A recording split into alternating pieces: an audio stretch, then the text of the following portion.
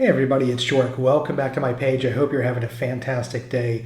This video, I want to talk about what it's like to prepare for a scouting trip to Portugal. I will say the information I'm going to give in this video you could use for pretty much any country. I'm going to tailor it for Portugal, but I hope that you'll find this information useful as you're thinking about a move here someday or any other country. So first of all, if you're new, please subscribe for more information about Portugal and Europe travel news. If you're returning, thank you so much. I greatly appreciate it. And also, if you like my content, please consider making a donation through Super Thanks as a way to keep me going with my videos. So let's talk about a scouting trip. There are many things in a scouting trip anywhere that you can do from home before you ever get to that destination for, let's say, a holiday or a vacation. So much of what I'm going to show you here are things that we researched while we were home back in the United States. We didn't need to be in Portugal to see some of this. Now, some of the stuff I'm going to talk about kind of needed to be here to observe and do research, or there are things that we didn't know about that when we went back home, we had to consider and add to our research pile. First thing I want to say about taking a trip or doing a scouting trip is I would recommend that you think of it more like a business trip than a pleasure trip. So nowhere in this video I'm going to talk about like tourist destinations to go to or things like that.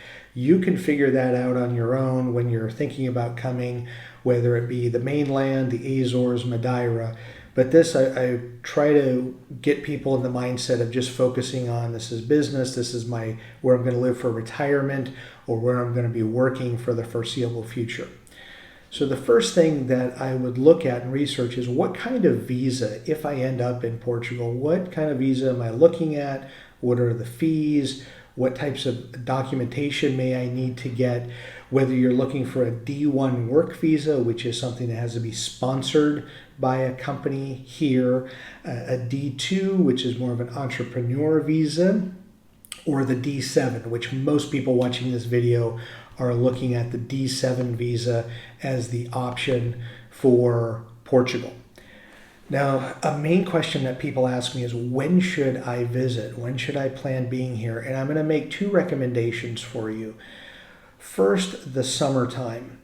Now, why I say that is Porto, Lisbon, and the Algarve is packed full of people. So you will experience, let's say, major cities in the high tourist season, so you can get a feel for when cafes are more busy, when it's harder to get a reservation in a restaurant. Just walking around the cities or the beach area is just busier. Also, in the Azores and Madeira, you're going to have more hiking, biking, more nature people that are going to be visiting, so you will have more tourists in the islands as well. The other recommendation I would make is the winter time. So for some obvious reasons, there'll be less tourists, but let's say Porto, there's going to be more rain. Lisbon, it'll be more overcast and rain. In the Algarve, there'll be less tourists, and in some small towns, not the big towns like in Albufeira or a Faro, but some of the smaller towns, you will find shops and some restaurants closed in the winter season because they're not going to get enough business. So you want to see if that's where you want to go.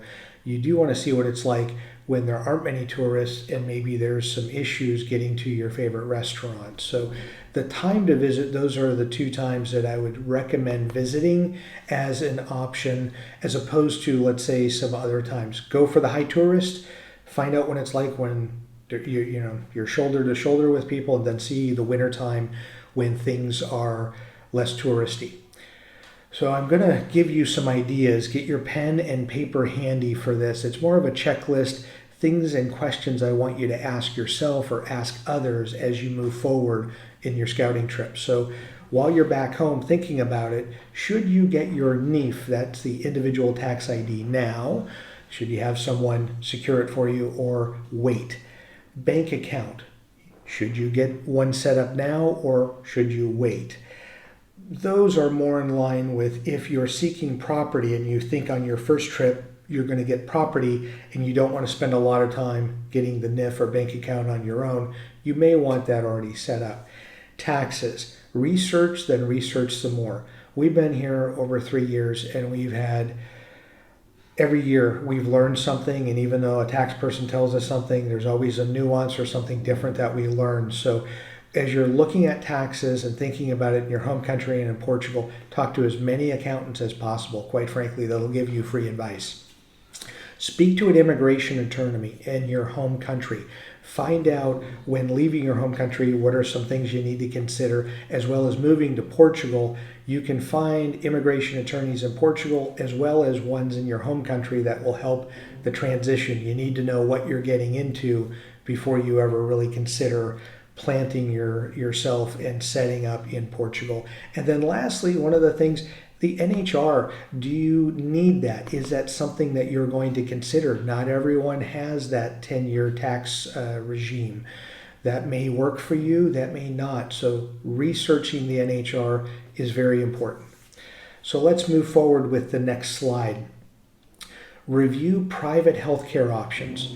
Yes, there is the public option here in Portugal. It's socialized medicine, but there's also over and above that private options. You may want to look at those depending on what your health situation is and where you're coming from. You just may feel better looking at the premiums for what that is. The weather. So an important thing. So I'll start with the islands. You have microclimates on many of the islands as well as Madeira. But the mainland, if you're going in northern, the middle, or southern Portugal, somewhere in the interior, you're going to want to know what the 12-month cycle of weather is. So when is the rainy season? When is it hot? When is it perfect weather? You are going to want to know that. So it may be very different than what you're used to and coming from if you're moving to. So again, and in the summertime, you're going to get more sun, less rain. If you're coming in the wintertime, that's why coming a couple of times on scouting trips makes it worthwhile, so you can see things in different climates. I would also recommend start reading some of the newspapers, the online papers. Now there's a couple, the Portugal Resident and Portugal News. I don't know that they're that great, quite honestly. The articles are not very substantial at all, but you at least get a gist of what's going on. There's also Publico and Expresso. Those two papers require a membership, but I would recommend that you maybe get a membership to one of them, because that way you'll get more in-depth information on what's going on here in Portugal, and you'll get a better understanding of how things operate here. So next, something that you can do both back in your home country but while you're here is read up and learn about the cultural norms. Like how are the people in Portugal? What are some of the things that they do that may be different than where you're coming from in your home country?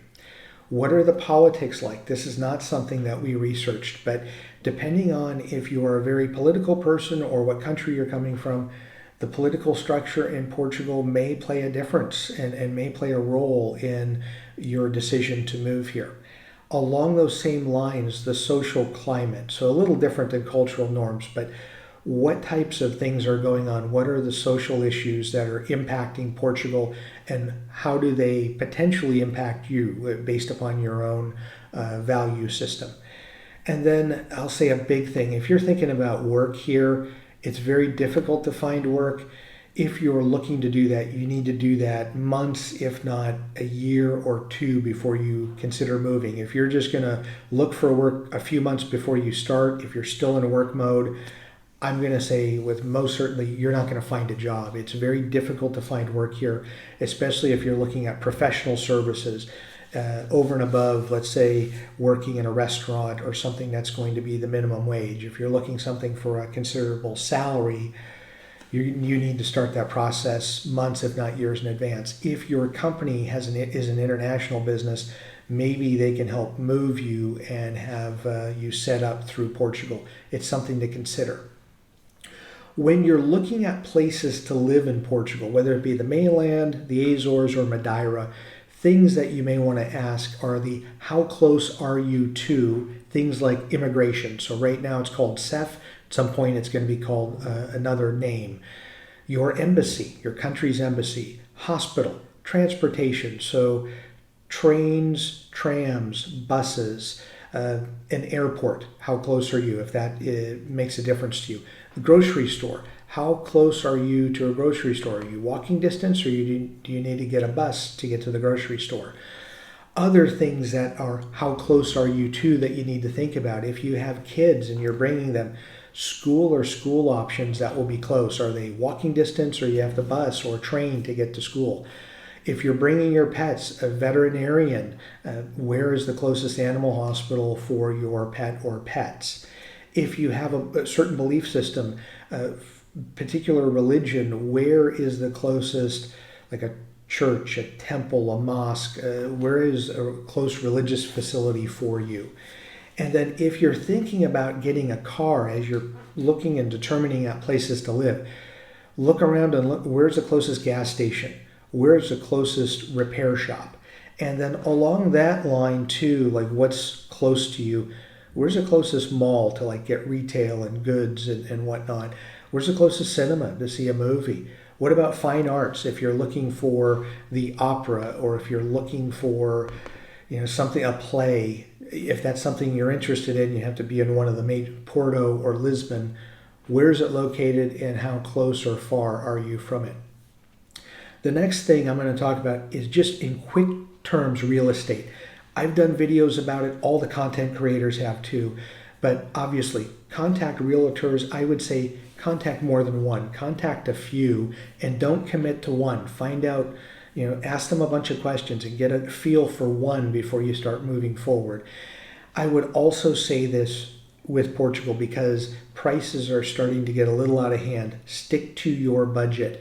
Have a floor and a ceiling, and if you cannot find a property as you're looking online, Idealista, Remax, Keller Williams, Century 21, Casa Sapo, JLL, if you can't find something, or if you can't find something while you're visiting and in person, Portugal may not be in the cards for you. It's the biggest deal maker or deal breaker really is the real estate. So, but I also wouldn't stretch your budget too much, because many of you are going to be retired when you're coming here, and you just don't want to wrap up a lot of extra retirement money in a place, because it just may not make sense. You may need to consider staying home or moving someplace else. When you are visiting, it's always good, and this is something that we have on our list of where's a local grocery store. I mentioned that earlier, but going into a grocery store, finding out the prices for like produce, meat, vegetables, hair care products, detergent, soap. That way you get a feel for the cost here, day-to-day life, as opposed to your home country where you'd be moving from. I'd also contact a telecom company. You may get a SIM card in your phone while you're here, you may not, but I would call them and find out how much like the cell service, internet, Wi-Fi, maybe a cable package would be, to get a feel. You could also do it from home, but we did it while we were traveling here, just to get an understanding of what we would be getting into. Also, reviewing hours of places like retail shops, restaurants. Many restaurants close in the afternoon and then open up in the evening, but it is important, I think, to know what restaurants are open or closed. Bank hours. So I'll say, if you're coming from the United States, there are no banks in grocery stores here. There are also banks not open on Saturdays. So you have to know Monday through Friday, pick a bank that has the best and most flexible hours for what you're looking for. A pharmacy. You're going to need a pharmacy sooner or later, or someone in your family will. Where's the closest pharmacy? And also on top of that, is there a 24-hour pharmacy that might be close to where you may be setting up and looking to make an offer on a place? That is important. Oftentimes you have to be in Lisbon or Porto for that, but I think there's a couple in the Algarve as well that are 24-hour. I would also recommend, when you're here visiting, before you get here, sign up with Meetup, Internations, and various Facebook groups that have expat significance for all over Portugal. Rural area, Lisbon, Porto, the Algarve, the Azores, Madeira. And go to an event or two. If it works out with your vacation and holiday schedule, go meet fellow expats. Ask them questions. You hear me on videos and you see other content providers, but ask other people that are living here, what's it really like? What are things that they miss from back home? What are things that they wish they knew before they moved here. Meeting with expats, I think, is huge. And if you don't do it on your scouting trip, it's a disservice. I think you should really consider meeting up in different functions with as many expats as you can. So that is the expat. And then also with that, when you're done with kind of meeting expats, you've looked at property, you have a feel for maybe Portugal is for you. It works within your budget. It's just a matter of, next steps of moving, getting a moving company, getting the visa set up and moving. I would ask yourself this. Please get a piece of paper and a pen and talk. If you're single, if you're a couple, or you're a family, write down some deal breakers. We all have them. What events or situations would prevent you from moving or force you to move back to your home country?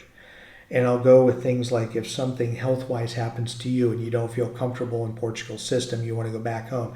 If a health situation strikes one of your family members, if there's a death in the family, and it's more than just going back for funeral services, you need to move back. Financial, maybe there's some financial things that happen. Maybe your investments start falling apart and you need to go back. Those are all worst case scenario, and I know we don't like to think about or talk about those things, but we really need to, because as much as you're thinking about moving, I think of this as a business, moving as a business, and starting with the end in mind. How do you get out of it if you get into it? And that's something that business, you think of how to end it if you're in it. If you're moving, what situations are going to force you to get out of Portugal someday?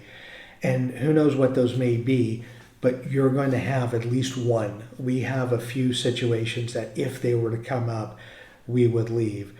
You might as well. I know that's a longer video. I'm doing some long videos lately, but I greatly appreciate you sticking out through the end. I hope you use this information as you're doing a scouting trip or making a determination of Portugal versus other countries. As always, thank you so much for watching and enjoy your travels.